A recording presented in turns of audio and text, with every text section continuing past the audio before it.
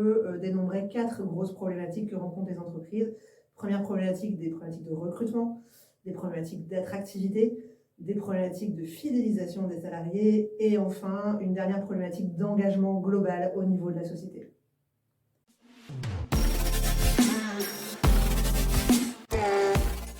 Alors la RSE, responsabilité sociétale des entreprises, souvent on a l'impression que ça ne concerne que l'écologie et que l'environnement. C'est bien plus large que ça et ça concerne les conditions de travail et le bien-être des salariés. En effet, aujourd'hui, la RSE, elle est définie par la norme ISO 26000 qui va établir 7 piliers de la RSE.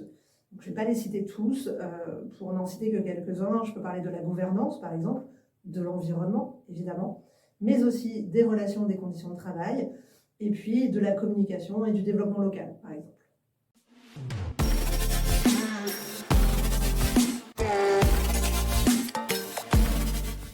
Non, la RSE concerne vraiment tout type d'entreprise, que ce soit des PME, TPE ou des grandes entreprises.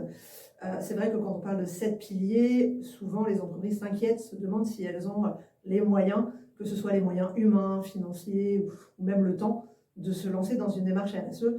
Il est évident que le but n'est pas de travailler les 7 piliers d'un seul coup. On va travailler étape par étape en se basant et en s'appuyant sur l'existant, sur ce qui est déjà mis en place, et on va y aller de façon progressive pour pouvoir mettre en place dans l'entreprise une démarche RSE pérenne dans le temps.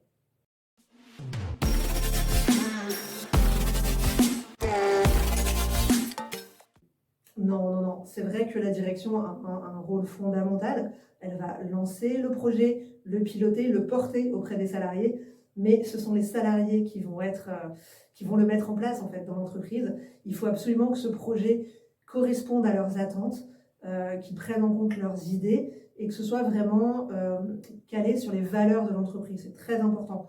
Donc, pour qu'un projet RSE fonctionne, pour qu'une démarche RSE fonctionne, il faut vraiment que les salariés soient impliqués dès le démarrage.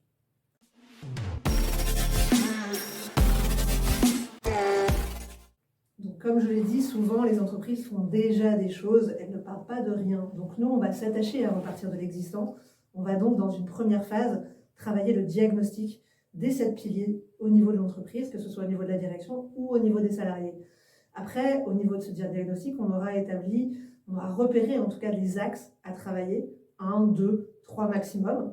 Ça peut être des axes qui n'ont jamais été travaillés par l'entreprise ou au contraire des axes qui sont très importants pour l'entreprise parce qu'ils correspondent à leurs valeurs ou à leur ADN.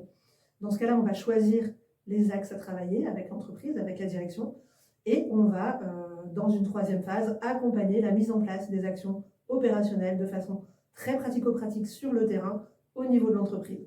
Enfin, dans une dernière phase, on va faire un bilan qui nous permettra d'établir les résultats, de voir un petit peu ce qui a marché, ce qui a moins bien marché, ce qui a été difficile ou ce qui a été facile, et surtout d'inclure la suite, c'est-à-dire de voir comment on peut continuer à faire vivre cette démarche au niveau de l'entreprise.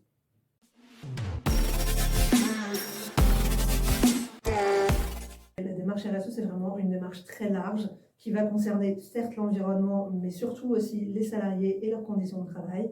Elle peut concerner tout type d'entreprise et plus important, c'est une démarche qu'il faut inclure dans la stratégie globale de l'entreprise. Ce n'est pas quelque chose en plus, ce n'est pas juste un one-shot. La RSE, c'est vraiment à intégrer dans tous les projets de l'entreprise, tout le temps et pour tout le monde.